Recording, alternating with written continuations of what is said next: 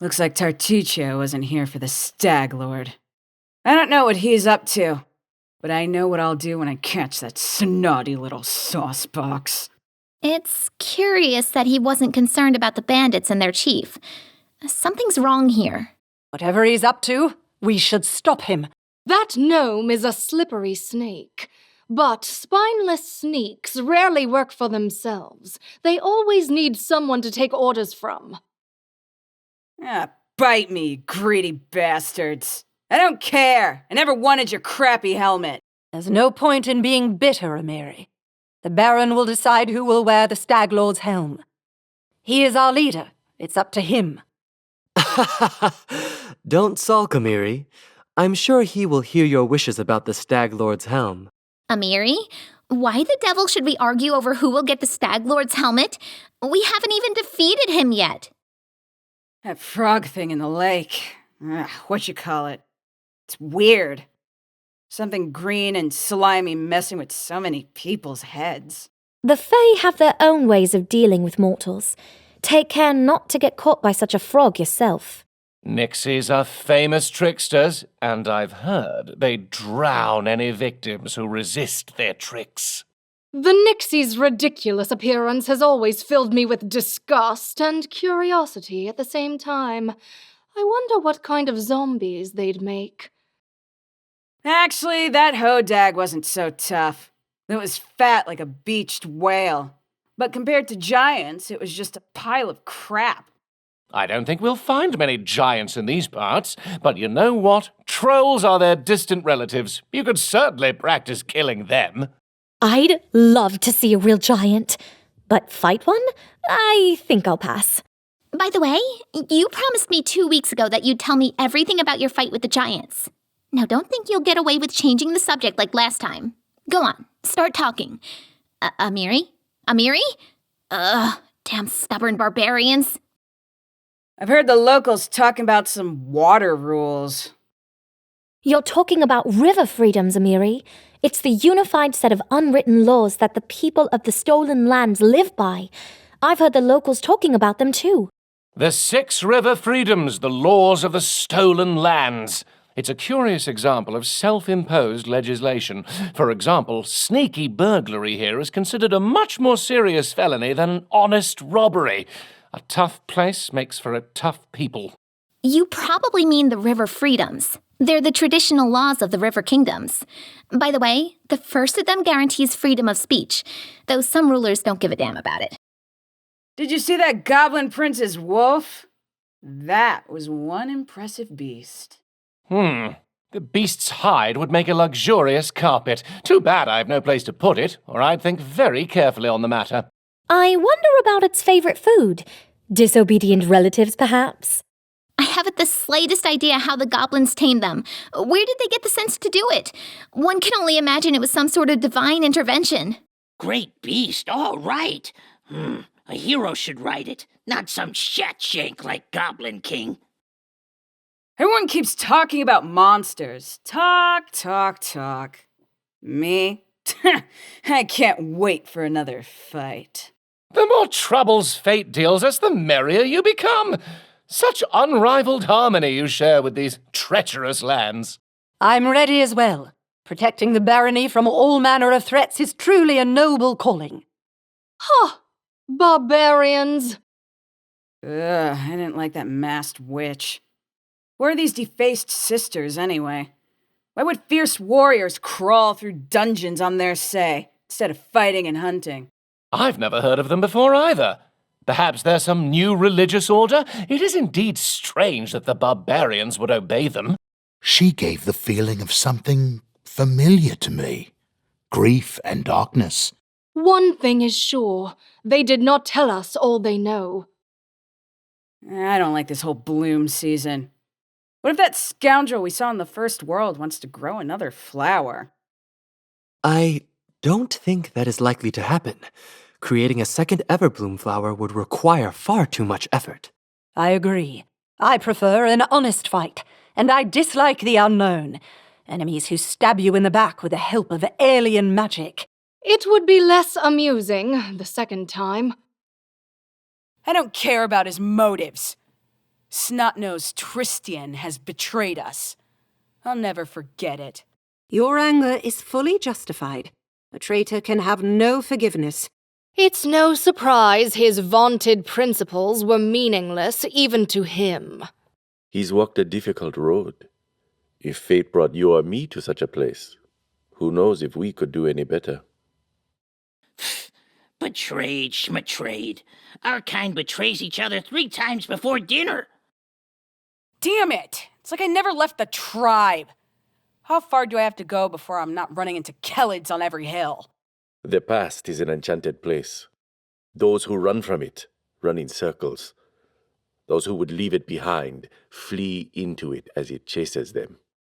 The more you think about it, the more confused you get. Why don't you have a drink, get some sleep, and when someone reminds you of something you'd rather forget, twist their heads off. Let them run from you.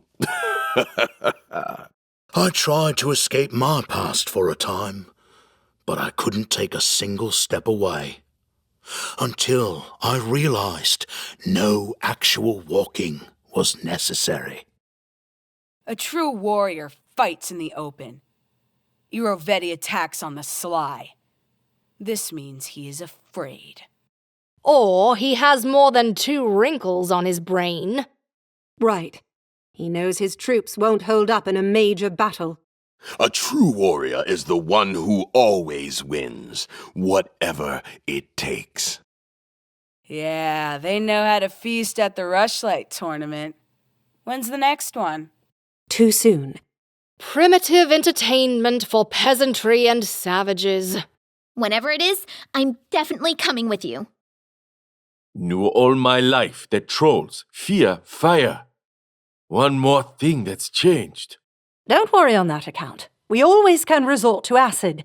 We just have to make sure we keep enough among our supplies. I wonder, how will this influence their culture?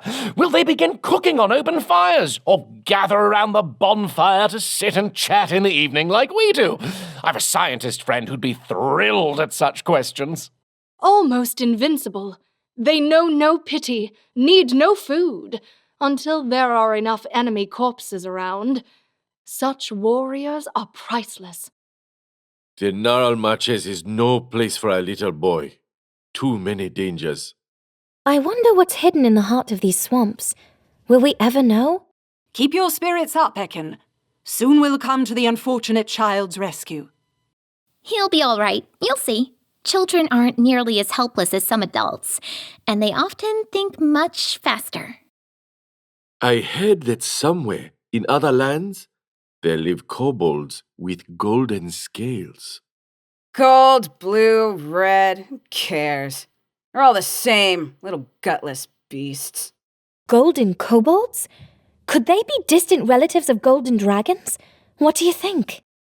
Just because you heard it in a song, you can't trust all the bards, Ekin. Some of us get carried away and just say whatever sounds good. But of course, I myself always mind what I write. I've always believed that everyone carries an animal inside. Now, I see these animals struggling to come out.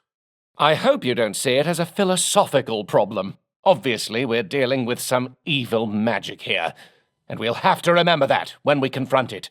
The animal inside. You may be right about that, but what we're fighting now is not some inner monster of the soul. Would be awesome if Great Beast was inside Knock Knock. But maybe not come out yet. Knock Knock still have plans. Monsters near peaceful villages? That's bad. Very bad. I wish I knew where they came from. It might be some magical phenomenon, or a great migration brought on by natural causes. Life can be cruel, and we all face our share of tragedy. But we'll do everything we can to defeat this menace. Peasants certainly sate the appetite, and they're easy to cook. Ha! They even bring their own cutlery, axes to cut them up, and pitchforks to eat from. How odd. I know much about birds, seen a lot of them. Never seen one that was sentient. If there be men with the minds of pigeons, there must be birds with the minds of men.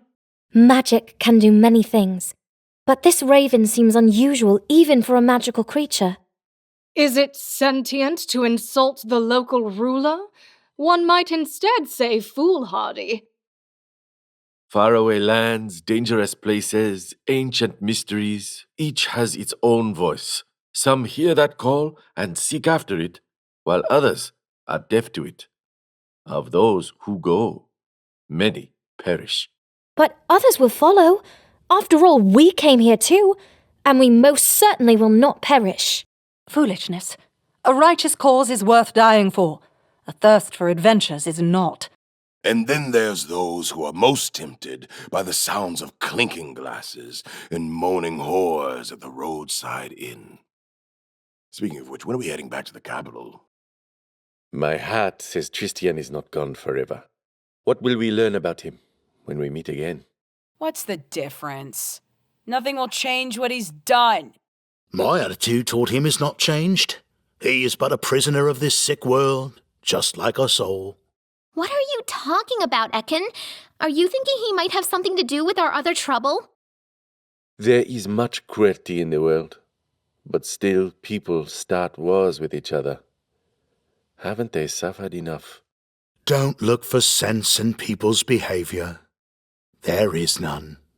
A barbarian sees we have a big warm house and comes here to take it. What he doesn't see is that we're carrying a big, heavy stick behind our back. What do you want from Kellids?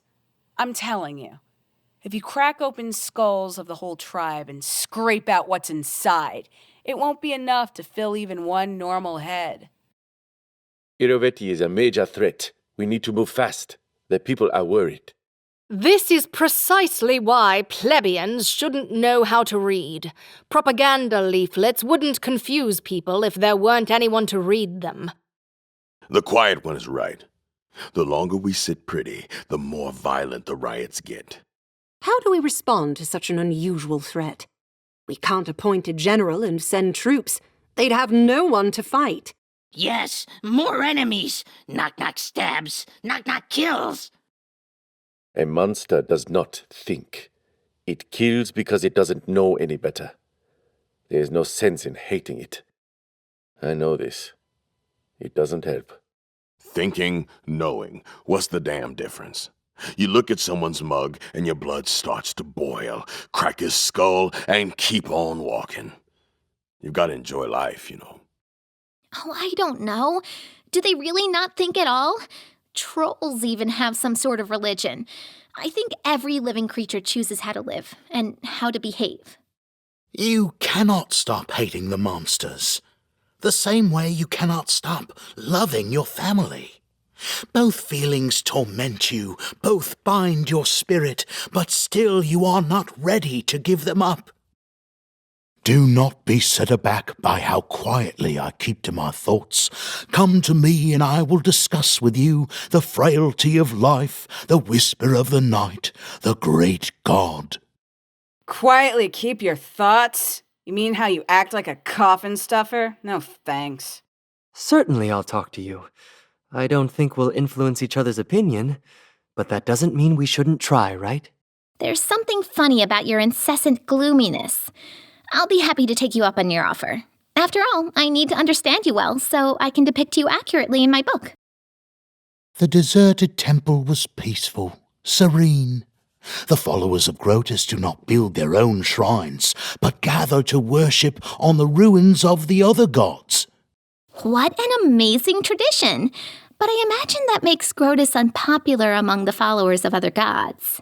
The rat god waits until other gods leave their old houses. Then he moves in and rules them himself. Ha! The look of the deserted temple pleased me because I feel like dying of boredom in it. Well, I'm not surprised at all by that. Submit to the inevitable. Open your souls to Grotus.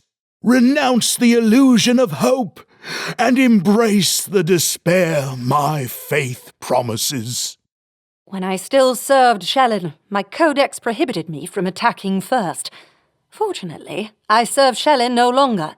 Think on this, Harem, before you preach your depressing sermons to me again.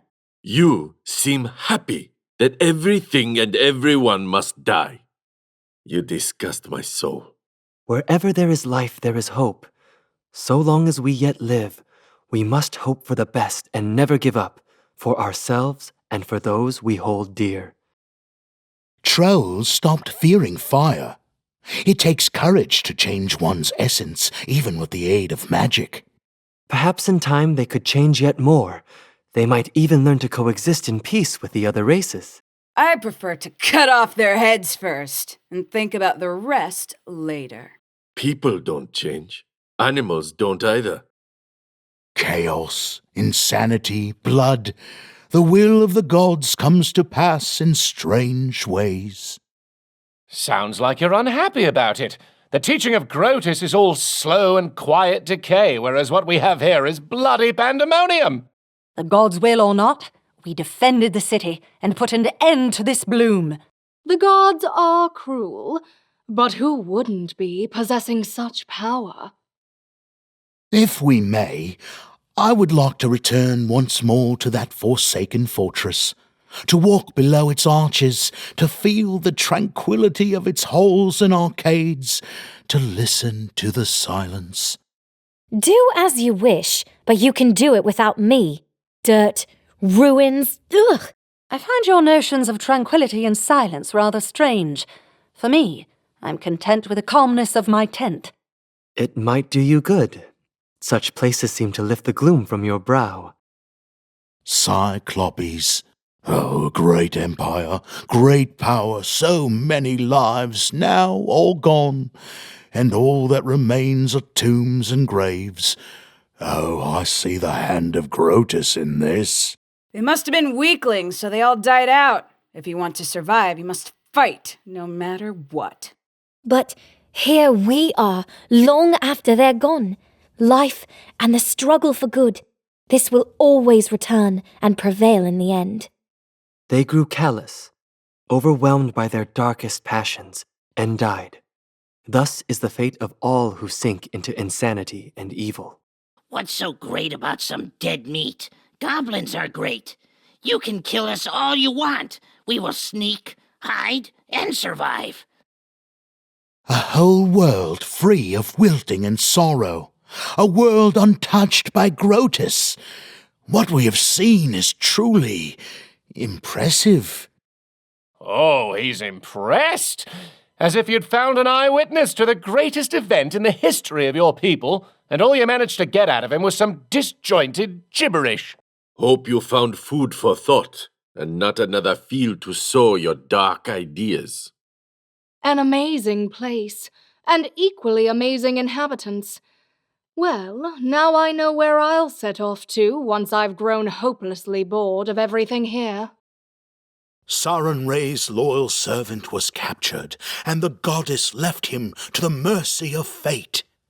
Are gods of light as kind as their priests say, or did she reject him, as Torag rejected me? Loving parents don't solve all their children's problems. They teach them to do it themselves. That is what Torag wanted, and for that you rejected him. Not the other way around. Ha! Some discovery. I don't understand. If he served some mysterious dark power, why didn't Sarenrae take away his magic? Vordakai filled a sepulchre, a place of peace and contemplation, with passion and pointless vanity. I found it disturbing. For once, we think alike. Vordakai got what he deserved. Right feelings, wrong reasons. And we kicked his ass.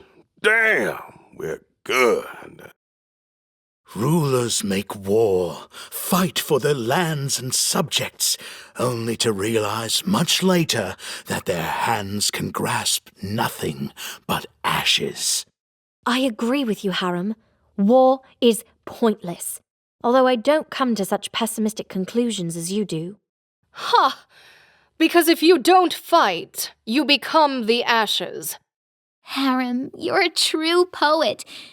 Maybe you should consider changing occupations? To forge a spirit into a sword, The things mortals do to prolong their useless struggle to remain in this sick world. Our Mags was a sad fate, you're right. But how does that prove we should all just give up and accept the inevitability of the end? There is good and bad in the world. You just can't take your eyes off the bad.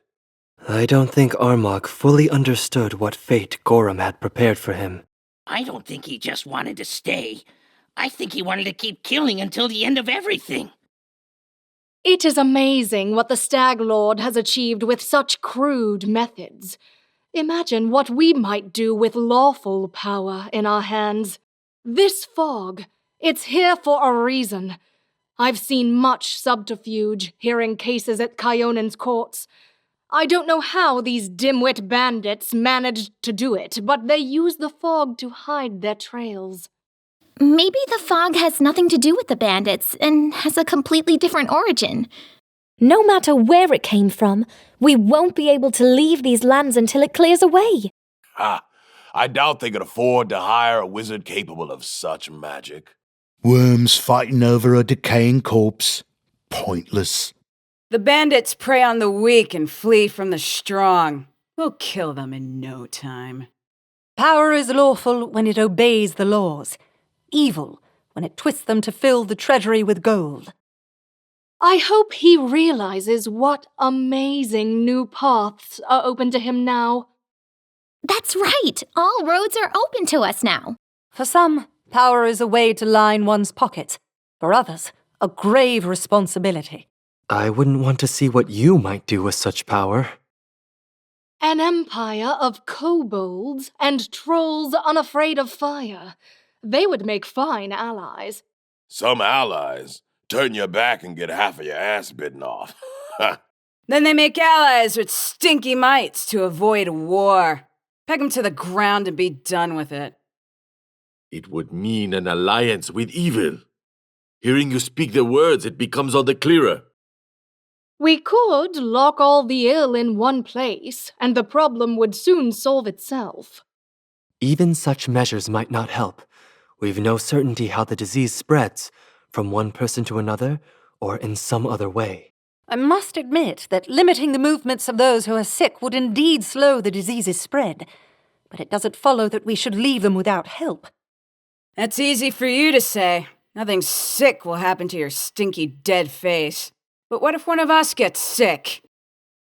I find no pleasure in blood and gore, but it's amusing to see so many mowed down by plague, knowing I myself have nothing to fear. Is there no limit to how far your soul may fall? Is there any vice your dark heart will not indulge? There is an end to everything. You only delay the inevitable and prolong your suffering. Incidentally, we're not sure of that. Certain diseases and parasites absolutely thrive in a cadaver. I grow tired of dirty tents and thick-skulled barbarians. The first world was by far more interesting. Their simplicity is truly tiresome. Every place is better than a stinking barbarian camp. Well, almost every place. But those barbarians do know how to have fun. At least the ones who haven't thrown in with the damn cultists. At least barbarians stink less than Fistward or your cities. Say what you will, but the disease's creator deserves credit for his ingenuity. It's hard to imagine a more frightening death, and a more effective means of enthralling the population. I hear a touch of approval in your voice, and I'm not even surprised. How bitterly sad. Far better to direct this seething ingenuity onto some healthy course. Why not invent an unsinkable cart? Or if he cares not for practical tasks, perhaps invent a new color. Damn it, you are insane. You do realize that, don't you? The lesson of Tristian's story is simple. Never trust the one who declares their righteousness most loudly. You think everyone's hearts are as rotten as yours? Not a chance. Nicely put. Now you just have to learn to listen to me when I tell you the exact same things long beforehand, and then you'll be in fine shape. You sound like there's someone in this world you trust. Mordecai's plan could have worked. He was just unlucky to be on the wrong side of the barricades. Exactly. No one stands a chance against us. How could you say that? Mordecai was a monster, and he got what he deserved. Why does Baron put up with you? Now the rulers of all the neighboring lands will have to sit up and take note. Your power grows, and with it, new opportunities open before you. Power whispers and tempts. One who listens for too long becomes its slave. Power is merely a tool. What matters is how you use it. If you want to see a few of these opportunities, come with me to a brothel in the capital. Hey, wait. Did Jaytal mean they'll be giving us top-class service abroad, too? Pitax's attack is a boon for the barony. It's the perfect opportunity to expand your territories and not be taken as an aggressor. How could you say that? No government's ambitions could justify the terrors of war. Can't you see that? Like spiders in a jar. All this fuss only lowers the veil over your mind. Like smoking or wine. Poisoned arrows, not words. Castle Aldori is a bad choice. A boring, spineless idealist. How will he defend the interests of the barony if he can't even stand on his own? He's certainly lacking in artifice and wit. Much-needed qualities in a diplomat. What kind of advice is that? Hire a dishonest servant to better deceive one's neighbors? He's not lacking in valor and honor, the most important qualities for any person. Candlemere is shrouded by mystery. Perhaps I should recount the history of this place in an article, or even an entire book. The real mystery is how the hell we continue to put up with such an unbearable, pompous buffoon. Or why, for that matter. Stupid ruins. Freaking lights. This is total bullshit. Better you write about our war with those stinky trolls. A fine idea, Jubilost. Let us join forces and write that book together. But not just a single book. We could pen a whole series. Damnable kobolds!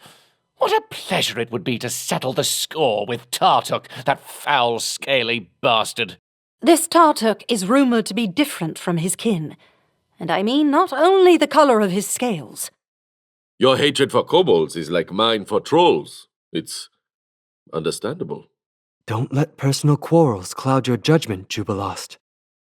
Am I the only one who finds it strange that Tristian can't tell us anything about life in Kellish, on top of the fact that he does not appear to be of native stock? Well, he lived in a monastery. That's why he never saw anything. And he mentioned that his parents weren't from around there, hence his appearance. He just doesn't like talking about himself. There's nothing strange in it. Does he have anything to say at all except about his Sarenrae? All these strange happenings fill me with both terror and curiosity. I've never heard of such seeds, or anything remotely like them. We must be on the verge of an immense discovery. I could tell you what verge we're on, but you won't want to hear it. We can all drop dead before we figure out what's going on. Just sip some water with a seed in it. You're as good as dead. You sound like you're imagining a new book in your mind, along with what fame it may bring. Your ambition will be your undoing, Jubilost.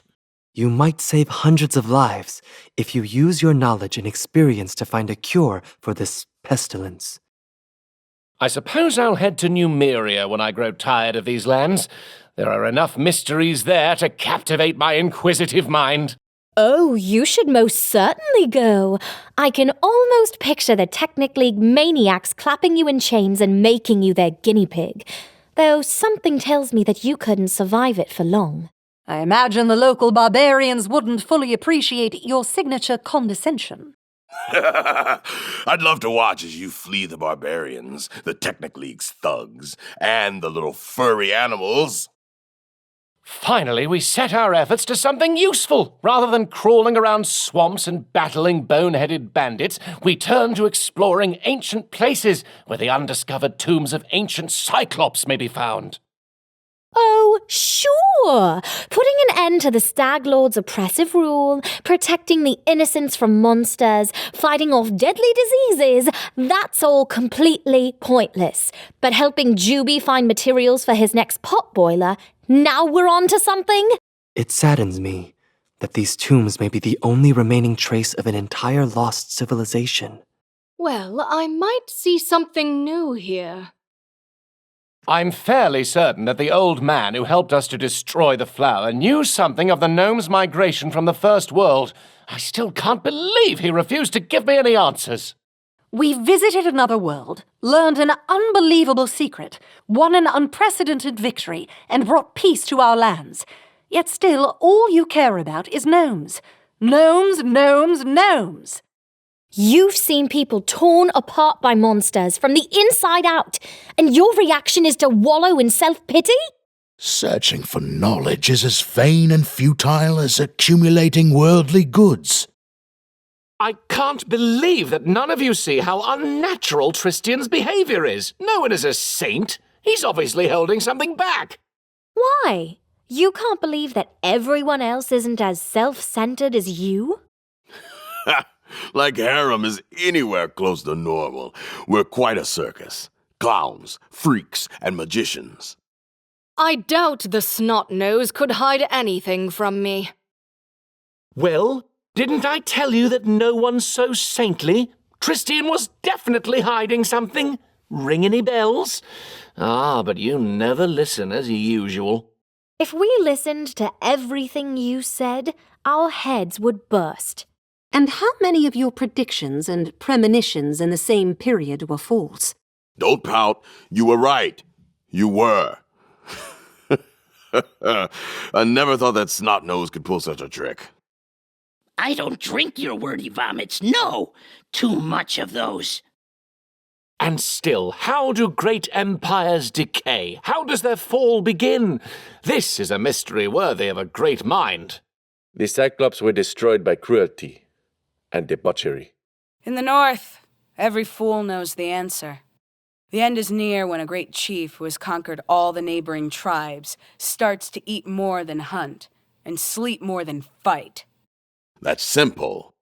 Someone gets used to blabbing and stops keeping their eyes open. I must give Iravetti his due. He's a cunning and resourceful devil, a three-pronged attack, but with no fronts or generals. Without declaring war or assembling any troops, he's shaken our kingdom to the ground. What? Whose side are you on? What? Too bad you weren't the first to think of it. You can't read this stuff in books or hear it from fat lecturers. Some things can only be learned in the streets. And now monsters are killing our elderly and our children, and bandits are cutting down unarmed peasants. All this needless suffering could have been avoided if only Iravetti fought honestly, as it befits a king. Just think of it. Hordes of barbarians destroyed. Civilization and reason for once claiming victory over savagery and brute force. It almost makes me feel optimistic. Don't be afraid for your own sake.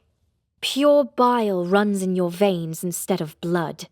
This fate will surely spare you. You disappoint me. Don't you see that victory has merely doomed us to further torment and trials, while the barbarians have found their eternal peace? Civilization and order always prevail against savagery and chaos. They may lose a battle or two, but they win the war. Envoy Aldori is a curious type. I never expected to see a half-orc among the sword lords. A noble and brave heart makes for a true knight, not a person's ancestry. And Sir Casil possesses those virtues without a doubt. He was able to change a destiny that was written upon him by his very birth. He was able to find his own way. This is admirable. Casil is a sweetheart, but he should smile more often. Then he'd be priceless. And I like Boken. He reminds me of a bookseller I know. Cold and tart at first, but if he likes someone, it's forever. It was so good of Oleg and Svetlana to help him. I think he'd have a tough time without them. Many girls are like that. Of course, one must make allowances for his age, but he'd be better off if he learned some manners. I can't believe our adventure finally begins. I'm so happy to be here, and I do hope we will become trusted companions, and perhaps even true friends. Slay me now. Oh, yes, certainly. Could you pass the salt? That's the spirit! Well, I for one am glad to be here too. Maybe this truly is the beginning of something wonderful. The things one sees. Huge, hairy woodsmen at the mercy of a small but daring fairy. What a vivid image! That just begs to be included in a book. We shall see who writes of this episode first, and who publishes it first. How easily you are impressed. I'm truly sorry for the woodsman's trouble, but I can also sympathize with the fairy's suffering. Her grove was about to be destroyed. All right, I need your ideas. Who is that storyteller who's living in the capital? How could an elf look so old? It shouldn't be possible. You meet all kinds of freaks. He's not nearly the worst. I thought about that. Did he find a way to prolong his life, but paid for it with his youth and beauty? Death is more merciful than life in such an ugly old body. I could never stand it. He's a storyteller, is he not? He has many stories to tell. This may be one of them. Meanwhile, I'd say he's just a common half-elf, plain and simple. I feel that he's much more than he appears. I sense true power within him, but not power corrupted by evil. Whoever he is, he might make a valuable ally. I've been asking myself this same question. No scientific treatises hold any solid information about the aging of elves. Either our storyteller has fallen victim to a powerful magic, or he's a liar. Plain and simple. Just imagine. Only a short while ago I was expelled and my work censored, and now I'm a court chronicler. I wonder what more awaits. A new beginning? Don't let these changes make your head spin. You have a great responsibility now. You? That's nothing special. But the Baron has created some rather interesting opportunities. A gloomy crowd, angry cries, axes and pitchforks. I can't but recall my younger years in Galt. It was our duty to give them a chance to change their minds. But the terrible events of the past days have stoked their minds to a fevered pitch. I don't judge, but if they jump at me with weapons, I'll make my answer quick. Like a bustling anthill in the face of a wildfire. When I imagined adventures and heroes, this is not what I expected. Of course there were exciting battles, but not terrible disease. And gods, so much blood. Sarenrae, have mercy on their souls. Life is cruel. Kill or be killed. There's usually no time for pity. 'Tis the sad lot of the short-lived, to tremble over 6 years like a miser with a scant handful of coins. These barbarians make marvelous characters. All we need is some noble savage. Do you ever talk about anything besides your book? Life is so much bigger than art can ever portray. People are so much more complicated than any sketch conveys. Trust me, you don't want to know them better. Take me, for example. You see every day how noble I can be, and you hear every night how savage. The crushing defeat of the Bandit King and his countless forces. A mighty troll empire invading the kobolds. Disease. Conquering half of the world. And now this. I won't even have to make anything up. I will never understand how danger and death make for entertainment. Romantic maximalism and vulgar hyperbole are stock and trade of amateurs and graphomaniacs. Oh, who am I talking to? No one here even understands these words. Sometimes even I can scarcely believe that so many exciting things can happen to the same people in such a short time. Imagine the readers of your book. Better just make up. Don't write about us. Me ever. I can't imagine what Tristan must be feeling right now. The gods only know what he's had to go through. And even God's afraid to think about what I'll do to him if we meet him again. Something tells me that an incredible power was involved with this story. Something that could challenge Sarenrae herself. Suffering changes people, not always for the better. My friends, we had a glorious feast after the coronation, but I'd still like to propose another toast to our friend. To you, our leader, may your kingdom stand for 1,000 years. To you. You deserve it. Bottoms up! Have you heard the garbage that the bards of Pitax are composing on Aravetti's orders? It's vile slander, and it's written so dreadfully. So why don't you fight back? Or maybe I should be the court verse maker instead of you. Aravetti, just in case, I will punch you in the face. When do you have time to read all that? Fighting a war by the most underhanded methods, while avoiding honest battle.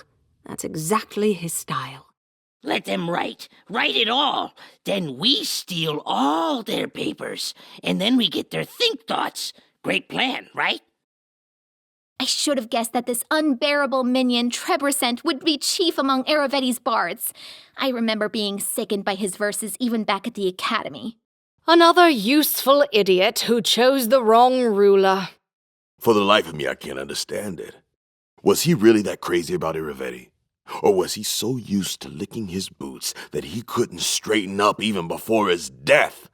I thought his kind would be scared, wouldn't want to die, would betray his master and beg to join us. But he fought until the end.